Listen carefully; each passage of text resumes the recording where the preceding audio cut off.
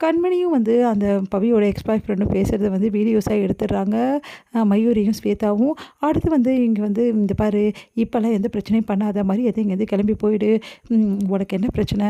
இங்கே பாரு, இப்போ போறியா இப்போ இல்லையா அப்படின்னு சொல்லிட்டு பேசிகிட்டு இருக்காங்க. இல்லை நான் போகமாட்டேன்னு சொல்கிறாங்க. ஆளுங்க வரதை பார்த்துட்டு தயவு செய்து இங்கே போயிடணுன்னா சரி, எனக்கு தேவையான அந்த 10 லட்சத்தை நீ கொடுத்துரு, அப்புறம் நான் போயிடுறேன், நான் என்கிட்ட பணம்லாம் இல்லை அப்படின்றாங்க.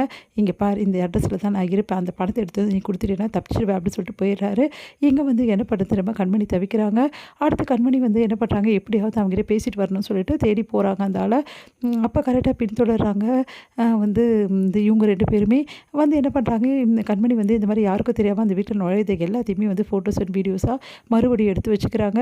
அடுத்து வந்து இங்கே பாரு, தேவையில்லாமல் வந்து பிரச்சனை பண்ணிகிட்டு இருக்காது, நீ ஃபோட்டோ காட்டி வந்து பண்ணினா நான் போலீஸ்கிட்ட சொல்லிவிடுவேன், உன்னை மாட்டி விட்டுருவேன், உனக்கு படம் எதுவும் கிடைக்கவே கிடைக்காது அப்படின்னு சொல்லிட்டு அதனால் மிரட்டிட்டு வந்து கண்மணி வந்து வந்துடுறாங்க.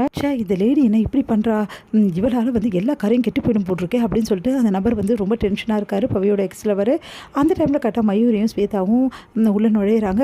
இவங்க யார் அப்படின்னு சொல்லிட்டு பார்த்துட்டு இருக்கும்போது, இங்கே பாரு, நீ பேசுனது பழகிறது எல்லாமே எனக்கு தெரியும், கண்மணியோட வந்து முன்னாடி வந்து பாய் ஃப்ரெண்டு தானே நீ அப்படின்னு. கண்மணியா அப்படின்னு சொல்லிட்டு யோசிக்கிறாரு. உடனே வந்து ஆமாம், கண்மணி தான் இவ்வளோ நேரம் உங்ககிட்ட பேசிட்டு இருந்தா, எங்களுக்கு எல்லாம் தெரிஞ்சு போச்சு அப்படின்னு ஒன்று நடிக்காது அப்படின்றாங்க. ஐயோ, இவ பேர் தான் கண்மணியா? சரி சரி, அப்புறம் உங்களுக்கு எப்படி தெரிஞ்சது? எனக்கு எல்லாமே தெரியும், நேற்று நைட்டு நீ பேசுனது, அதுக்கப்புறம் இப்போ வந்து கண்மணி உன்னை மீட் பண்ணது எல்லாத்தையுமே நாங்கள் கேட்டுட்டோம், நீ எக்ஸ் பாய் ஃப்ரெண்டு தானே அப்படின்னு. அப்படியே பார்க்குறாரு. இங்கே பார், நீ எக்ஸ் பாய் ஃப்ரெண்டு எங்களுக்கு தெரிஞ்சிச்சு, ஒரு விஷயம் மட்டும் உனக்கு நாங்கள் ஒரு ஆஃபர் தரோம், கண்மணி எப்படியும் பணம் கொடுக்க மாட்டா, அவகிட்ட பணம்லாம் இல்லவே இல்லை, அவளே ஒரு ஆள், அவகிட்ட போய் பணம் கேட்டால் தந்துடுவாளா, அதனால் நாங்கள் உனக்கு தேவையான பணத்தை எல்லாம் எவ்வளோ பணம் கேட்டாலும் கொடுத்ததுக்கு ரெடியாக இருக்கோம், நீ பண்ண வேண்டியது ஒரே ஒரு விஷயந்தான், உனக்கும் கண்மணிக்கும் இந்த மாதிரி ரிலேஷன்ஷிப் இருக்கிறத ஃபங்க்ஷன் நடக்கிற வீட்டுக்கு வந்து எல்லாம் முன்னாடி நீ சொல்லணும், அப்படி நீ சொல்லிட்டேன்னா உனக்கு நாங்கள் பணம் தரோம், முக்கியமாக அன்பு கிட்டே நீ சொல்லணும். அன்பு யார் அப்படின்னா, அன்பு யாருன்னு கூட உனக்கு தெரியாதா, கண்மணியோட ஹஸ்பண்டு, அது கூட தெரிஞ்சு வச்சுக்காமல் இருக்க அப்படின்னு. அப்படியே பார்க்குறாங்க. ஓ, கண்மணி அன்புவா, சரி ஓகேன்னு சொல்லிட்டு யோசிக்கிறாரு.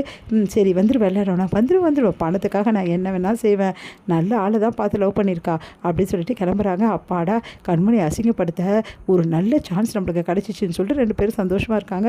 இங்கே ஃபங்க்ஷன் வந்து நடந்துட்டுருக்கு. பவிக்கு தாலி பிடிச்சி கோத்து தாலியும் போட்டு விடுறாரு கார்த்திக்கு. அடுத்து வந்து எல்லாருமே வந்து சந்தோஷமாக இருக்கும்போது கரெக்டாக அந்த நபர் அங்கே வராரு. வந்துட்டு வந்து அப்படியே பார்க்குறாரு. பார்த்துட்டோன்னே இவன் தான் அன்பு, இவன்கிட்ட தான் நீ பேசணும், புரியுதா அப்படி சொல்லிட்டு சைகை காட்டுறாங்க வந்து மயூரி.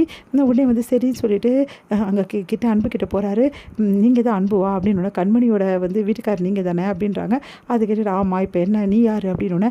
நான் கண்மணியோட எக்ஸ் பாய் ஃப்ரெண்டு, எனக்கோ கண்மணிக்கோ ரொம்ப நாளாக பழக்கம் இருக்குது, கல்யாணத்துக்கு முன்னாடியே நாங்கள் 2 பேர் விரும்பினோம், நாங்கள் 2 பேர் லவ்வர்ஸு, இப்போவும் வந்து நாங்கள் பிரிஞ்சிருக்கோம், அவ்வளோதான், அவள் என்னை விட்டுட்டு போயிட்டாலும் இப்போவும் என் நினைவாக தான் இருக்கா, என்ன தான் மீட் பண்ண அப்பப்போ வந்துட்டுருக்கா, அந்த விஷயத்தை உங்ககிட்ட சொல்லலாம் தான் வந்தேன் அப்படின்னு சிரிக்கிறாரு. நீ வந்து கண்மணியோட எக்ஸ் பாய் ஃப்ரெண்டா, அதை நான் நம்பணுமா, மரியாதையே போயிட்டு சொல்லிட்டேன், அப்படி இல்லை நடக்கிறதே வேறு, எதுக்காகடா வந்து தேவையில்லாமல் என் கண்மணி மேலே பழி போகிறேன், நீ என்ன சொன்னால் நான் நம்பிடுவேன்னு நினைக்கிறியா, என் கண்மணி எப்படிப்பட்ட கேரக்டர் எனக்கு தெரியும், அதனால் அவள் மேலே எந்த தப்பும் இல்லைன்னு எனக்கு தெரியும், அவள் மேலெலாம் பழிய போடு, நீ உன்னை யார் அமைச்சது மரியாதை சொல்லு, அப்படி சொல்லலை இந்த இடத்த விட்டு நீ போக முடியாது, இல்லைன்னா இப்போயே ஒரு போலீஸில் பிடிச்சி கொடுத்துருவேன் அப்படின்னு.